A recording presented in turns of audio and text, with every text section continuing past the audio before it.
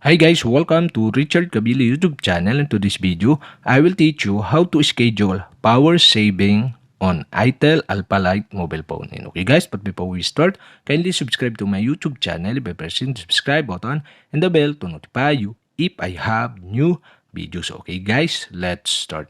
So okay guys, you'll have to do is go to setting in your itel Alpha Lite mobile phone. In settings, okay, go to battery. Okay, tap battery. And battery, okay, scroll down and here in power management, okay, you can see the schedule power saving. Okay, tap the schedule power saving.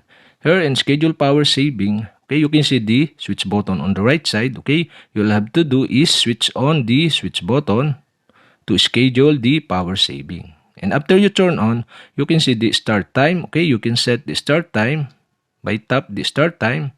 Okay, for my example, I set into 1:30, and after you set the 1:30, okay, tap the OK button and another the end time. Okay, tap the end time, and okay, you can change the end time by selecting the clock here. Okay, for example, I set into 10:30, and after you set the end time, okay, tap the OK button. And that's it. Okay, we have successfully scheduled the power saving on itel Alpha Lite mobile phone. And okay guys, if you have a question, kindly comment below.